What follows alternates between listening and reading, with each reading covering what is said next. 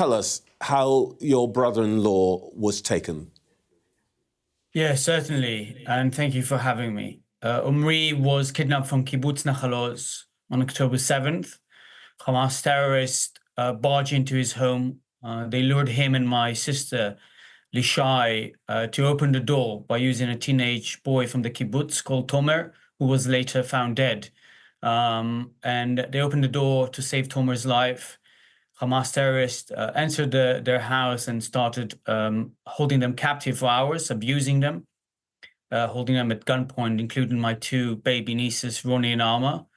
They were later grouped with another family in the kibbutz, their neighbors, until at around 1:30 p.m. Omri was separated with a few other people from the kibbutz, from Lishai, Ronnie, and Alma, and was taken hostage.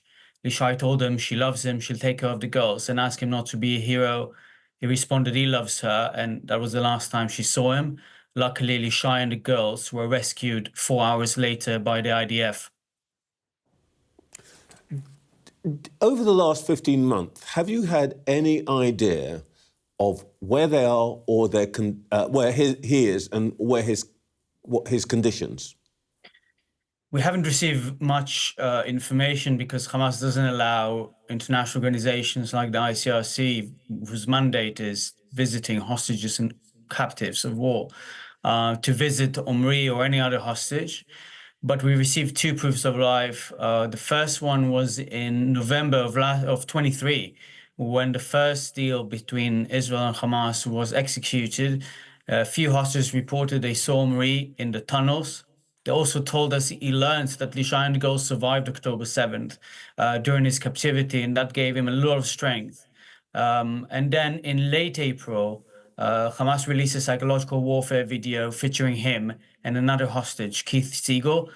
And we were focusing then not on how unwell he looked, and definitely not on the words that Hamas put in his mouth, but rather on the fact he is alive. It gave us a lot of strength to continue our advocacy work worldwide, and of course with our own elected officials in Israel.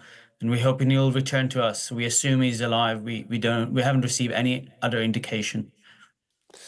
I have no doubt that you will be glad that some hostages are being released, but tell us your feelings about the fact that your brother-in-law is not amongst them.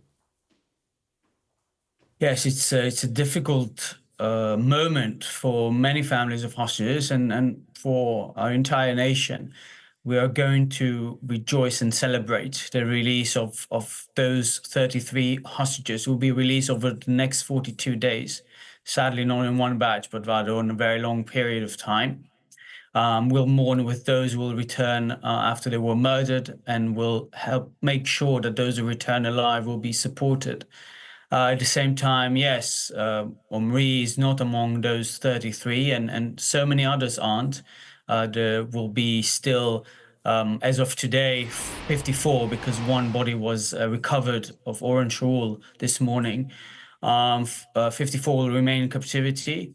It just means that we cannot fall into euphoria of seeing the release hostages, of seeing the relief of the humanitarian crisis in the Gaza Strip, but rather keep pushing for a comprehensive deal, for the execution of the second phase, which will need to be negotiated, and ensure as well that humanitarian aid is reaching the hostages who remain in captivity, and that they're not deprived of that after being deprived of food, water, sanitation, sunlight, tortured for 15 months, abused and sexually abused.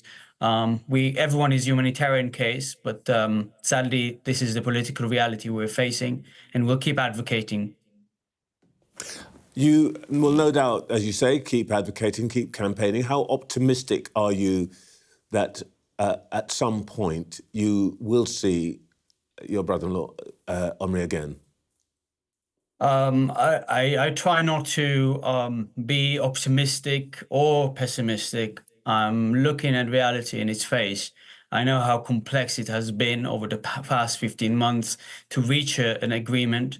I know that the changes of the conditions on the ground, the dismantling of much of Hamas force, the fact Hezbollah left the stage with the ceasefire in Lebanon after it was defeated, and also the election of Donald Trump, whose team has been tremendous in pushing for a deal together, working together with the Biden administration. And we're thankful for both for doing everything they can. But Trump's team especially have done so much, something the Biden administration was not able to do alone. And we have to keep hoping, but not being too optimistic. I'm very cautious, but I'll keep dreaming of seeing that day, even if reality will hit in our face at one point. Very briefly, you've talked about the impact of the American administrations, both Biden and Trump. How do you feel that your or the Israeli government has handled things? I think we have grievances with our government from before October 7th, that what happened on October 7th and ever since. I believe we need to focus now on advocating for the hostages and ending the war. And once that is settled, we can begin discussing the establishment of a national inquiry committee to examine all the failures of our elected officials. At the end of the day, they were elected to make decisions.